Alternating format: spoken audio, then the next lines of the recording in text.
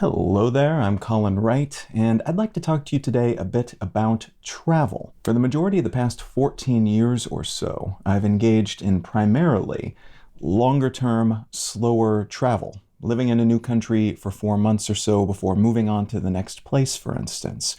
But I also think there is immense value to be had in shorter-term travel. Shorter term in this context, meaning even just taking a few hours out of your normal schedule to go someplace that is new to you, to break yourself out of your typical routine and expose yourself to something novel. I like to think of these shorter trips as mini vacations, and I try to think of them as like a deconstructed, larger, longer-term travel project. All of them interconnected in a way, despite being unique unto themselves. Because by engaging in this type of travel on a regular basis, you make travel a foundational element of your life. And that tends to change your perspective, even if the trips you're taking are not long-term, deep-rooted ambitions unto themselves individually. Mini vacations grant you many of the same benefits as other types of travel, of different durations and different flavors, but they come with their own benefits as well. They are inexpensive,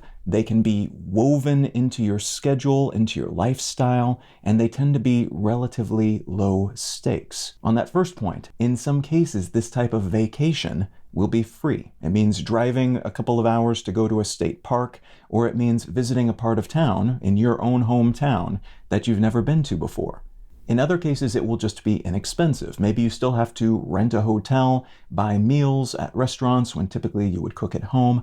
But if you focus on the things that are most important to you, if you want to see art, spend most of your money paying for museum entry and going to galleries. If you want to eat food or drink coffee, spend your money as appropriate. Focus your resources on what's most important to you, and you'll tend to feel the pressure to spend on other things a whole lot less, while still getting most of the things that you want out of that trip. You can also, and I'm a big fan of this, turn responsibilities into opportunities. You can take a work trip, you can take some kind of socially or friendship or familially required event. You can convert that into a mini vacation by looking around the radius of whatever and wherever it is that you're headed and whatever you're doing, and adding things on. So if you're headed to another town you've never been to, or one that's familiar but that you've never really explored, take a look at the map and see if anything jumps out at you. Look for opportunities to turn that responsibility into a mini vacation. This won't always be feasible, but almost always there will be opportunities to take some spare additional time in between the other things or in addition to the other things that you need to do, your responsibilities. And that then allows you to save on the cost of this particular trip, because part of it will already be paid for, or because those costs are already sunk, you're already headed in that direction, you're already getting a hotel. So then adding on additional things, additional sources of value, will cost you relatively little, at least compared to doing a completely separate trip where you would have to pay for those things again, another hotel, another collection of meals, etc. Mini vacations can also be more easily woven into your schedule compared to longer duration, more intense trips. They will tend to be less expensive in terms of money, but also in terms of time and energy. They will ideally involve explorations and activities that don't tax you.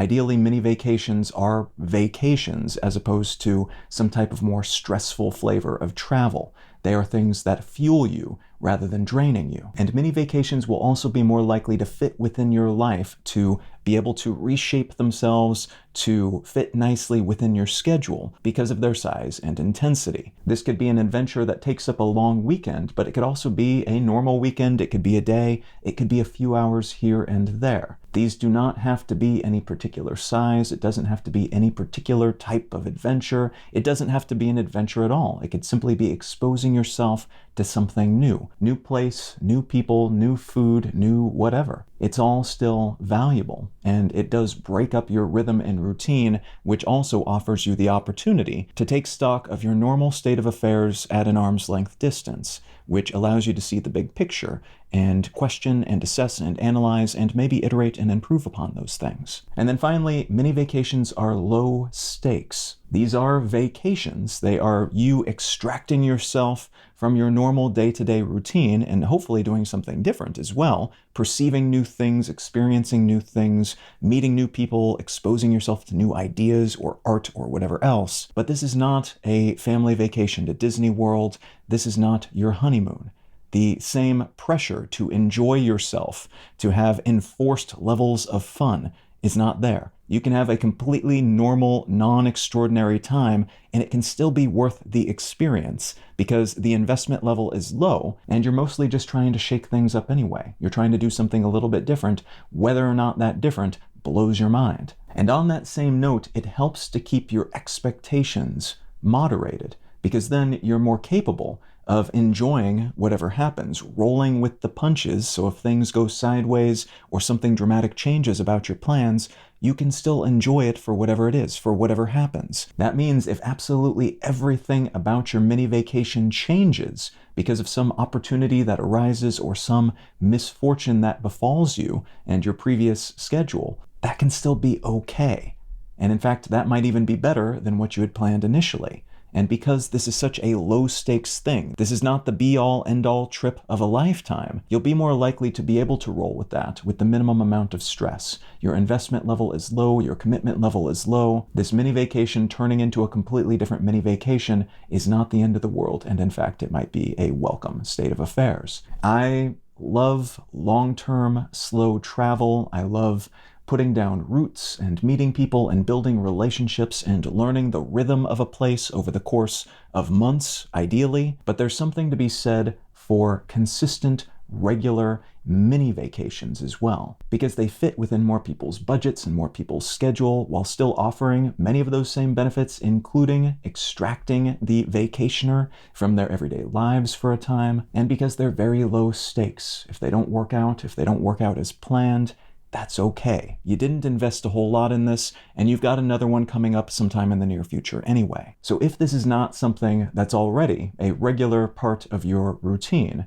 consider just taking out a map and looking a couple hours off in any direction, something you can access using your car, using a bus, using a train, using a bicycle, and take a look at your options and opportunities. Think of this as a project that you're working into your life that will allow you to expand your horizons, but also then iterate the way that you do things on a regular basis at a more rapid pace and working from a broader context. Check out parks, check out museums of all sorts, not just art and history museums. Look at car museums and train museums and pinball museums. Check out weird little corner bars that seem to be the only meeting place in a small town nearby. Check out beaches and strange pieces of architecture. Check out weird little landmarks that people leave incredible reviews on Google Maps. Anything that interests you and anything that you think might interest you, or anything that seems incredibly boring and odd and not worth checking out, might be a possible target here. These are all things that have the potential